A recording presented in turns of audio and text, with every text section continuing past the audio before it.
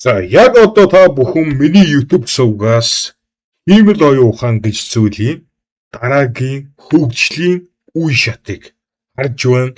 2026 оноос эхлээд хиймэл оюун ухаан промптоос компьютер тоглоом зохион бүтээх чадaltaй болсон байгаа. За одоо бол хиймэл оюун ухааны түүхэн хөгжлийг харъя. 2022 онд Midjourney нөгөө Telegram-ийн нэг Discord-ийн групп гарч ирсэн Midjourney гэдэг. Midjourney промптоос ирэхэд бол хамгийн анхны зураг гаргадаг хиймэл оюун ухаан. Энэ YouTube сувгаар бас та бүхэн тухайн үед үзүүлж ясан.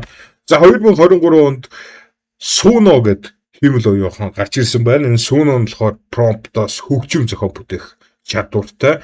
2024 онд Sora гэж гарч ирсэн. Sora-гийн тухай би бас тухайн үед бичлэг хийжсэн. Энэ нь болохоор промптоос бичлэг гэдэг хиймэл оюун ухаан. За ингээд 2023 онд ChatGPT 4 гэж гарч ирсний дараагаар ерөөхдөө бол промптоос вебсайт хийх бүрэн чадвартай болсон байгаа. За 2026 онд промптоос компьютер тоглоом зохион бүтээх боломжтой болсон. За ерөөхдөө бол та нар Metaverse Matrix гэдэг нэг кино мэднэ. За тэр Matrix Metaverse гэж зүйлийг чинь одоо гол хөгжүүлэх мэдлэг нь бол компьютер тоглоом зохион бүтээх мэдлэг. За тэгэхээр би энэ чинь эрдөөс бол надад идэх тусмаа томордог нэг тийм акулны тоглоом хийгээд өгөөч гэсэн байгаа. Та бүхэн хиймэл оюун ухааны хийж гисэн тоглоомыг яг одоо харж байна. Би энэ загаснуудыг идэх тусам миний акулны хэмжээ нь томорно. Одоо хэмжээ нь томрох тусам илүү том загас идэх боломжтой болно. Ингээд оноо цуглуулаад загас идээд яваад байдаг юм тоглоомыг бол хийсэн байгаа. Тэгээд миний харахад ер нь бол би энэ хиймэл оюун ухаанд $20 төлсөн. $20 төлөөд ирэхэд бол жоохон урам хугарч байна. Ягаад вэ гэхээр хийсэн юмнууд нь жоохон түүх юм. Та нар ингээд анзаархан бол энэ загас акулных нь модель нь энэ нэг сонин бөөрийнхний нэг анивчаад байгаа юм. Энийг би болохоор нүд гэж ойлгоод байгаа. Дохон дээр нүдтэй. Нэг илүү нүдтэй, илүү нүдл гэж хэлээд байгаа. Энэ бол нэг илүү нүдтэй.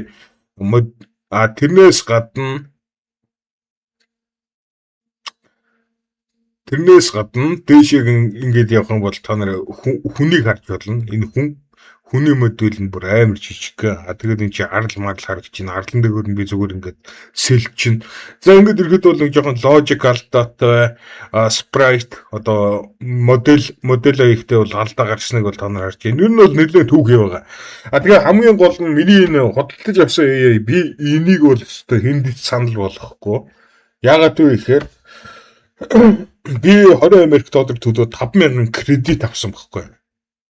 Тэгээд 5,000 кредит нь ердөөсөө нэг 2-3 өгүүлбэр бичээл дуусчихдээ байна. Амар харамсалтай. Одоо миний 5,000 кредит нь 436 болсон явж байна. Тэгээд сард $20 төлснөөр 5,000 кредит л авна. 5,000 кредит нь дуусах юм бол тэгээд байхгүй болно. Тэгэхээр ерөөдөө бол одоогийн байдлаар хиймэл оюун ухаан компьютер тоглоом зохион бүтээх чадвартай болсон ч ихсэн ер нь бол түүхээ байна. Төлсөн мөнгөнд чинь одоо not worthy гэж хэлмээр байна. Миний хувьд бол за тэрнээс би нэг аимшигын тоглоом хийх гэж оролдсон. Би тарт нөгөө аимшигын тоглоомоо харуулъя. Зарим хүмүүс илгэн хөших байх. За одоо дүүлээ хиймэл оюун ухааны аимшигын тоглоомыг харъя. За энэ тоглоомны зохиомж нь болохоор 8 настай дүрдийлгээд нэг бацаан байгаа. Анги сургуулаараа найрамдал руу амарч байгаа. Тэгээ найрамдал дээр очисон чинь эхний өдрөө нэг сайхан ностальжи аваад хүүхдүүдэд тоглоо те найрамдлын нэг гуанзан дэрт нь хоол молоо идээд те. Тэгэнгүүтээ хоёр дахь өдрөөс нь болохоор нэг зомби апокалипс энэ болоод за ингээд автобустайгаа хэдүүлээ найрамдал руу явж гин. Урталт нэг том биетэй ер нь ямар ч нэг сургууль дээр нэг бүүли байдаг шүү дээ. Скул бүүли. Урталт нь болохоор манай ангийн бүүли атман сууж байна. Би миний суудлын дээр суучлаа маач намаа зогчлоо. За найрамдал дээр ирсэн guys. Зэн одоо хийвэл оюухан хийсэн найрамдал дээдэлтэй нэг гачи хоёр яндантай энэ ямар ч ихтэй яндан гэдгийг би харамсалтай мэдэхгүй байна. Ямар зориулттай. За одоо хэдүүлээ энэ найрамдал руу ороод үзье. Энэ болохоор одоо манай ангийн багш вампир өгчөн вампир шүдэн наадалтай. За энэ болохоор одоо нэг найрамдлын багш нь энэ цэнхэр цамцтай нөхөр болгоо найрамдлын багш нь. За одоо хэдүүлээ найрамдал руугаа яваад оръё. Энэ тоглоомны хувьд бол над хамгийн таалагдсан ганцхан юм байгаа. Тэр нь хөгжим. За энэ манай ангийн охтууд байж гин. Энийг болохоор сараа гэдэг, тэрийг болохоор нараа гэдэг. За тэр яах вэ? Тэгээд найрамдал руу орохоор нөгөө дундалтаа болохоор юм мангар төв шаттай. Тэгээд хоёр талтай болохоор нөгөө хүүхдүүдийн унтлагын өрөөнүүд байдаг. За энэ бол хүүхдийн унтлагын өрөө шоронгийн өрөө шиг харагдаад байна миний хувьд. Тэгээ хамгийн тэнэг юм нь болохоор миний амар урам хугарсан юм болохоор би 5 давхар хий гэсэн бохгүй. Тэгсэн чинь шатаараа дээшээ гарч болохгүй. Энд чинь ингээд таацсан тулцсан.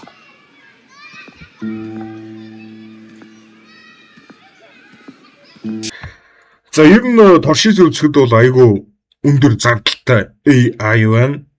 Энэ AI дээр яг ямар тоглоом хүсэж байгаа, ямар тоглоом хиймээр байгаа юм те тэрийг ойлгуулж чадахгүй бол бүр амар өндөр зардалтай. Ягаад вэ гэхээр тоглоом дээр чинь одоо ямар нэг алдаа гарлаа гэж бодоход юун дээр алдсан тэрийг ингээд олох гэсээр байтал тэр нь чи айгүй их нөгөө кредит нь орчдөг.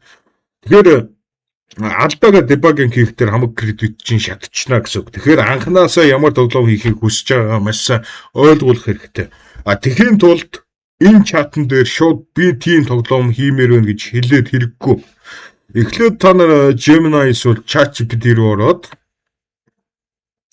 Gemini-ийн ChatGPT бол энэ тоглоомыг хиймэл байханаас хамаагүй хямдхан 100 дахин хямдхан. Та нар ийшээ ороод би тийм тоглоом хиймээр байна. Тоглоомны зохиомж нь ийм, тоглоомны түүх нь ийм. Энэ тоглоом дээр ингэн тэгнэ бүхнүүд ингээд Gemini 100% ойлгуулсныхаа дараагаар Gemini-аар мэрэгжлийн prompt гаргуулна.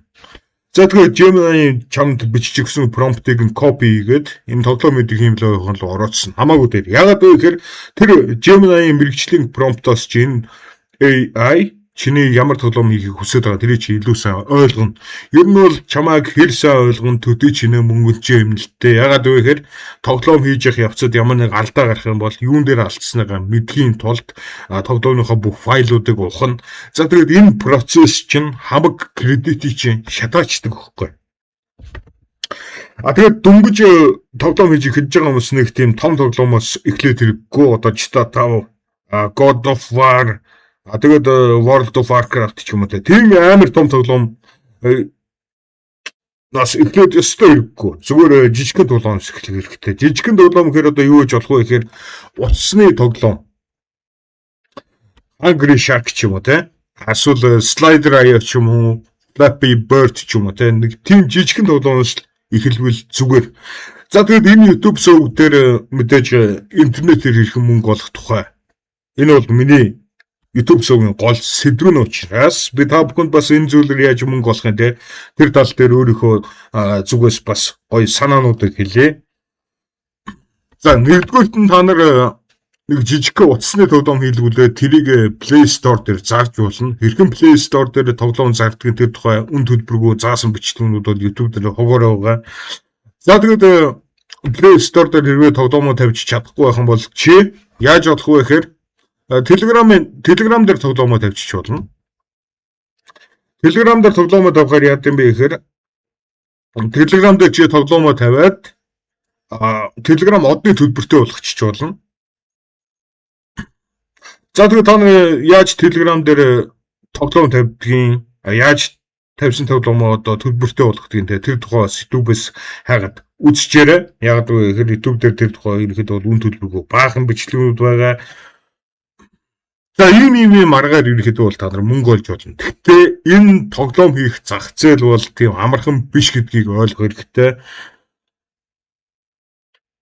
Өсөлтөөнтэй зах зээл нэгдүгээрт, хоёрдугаарт нь тоглоом зохион бүтээнэ гэдэг бол айгүй хэцүү.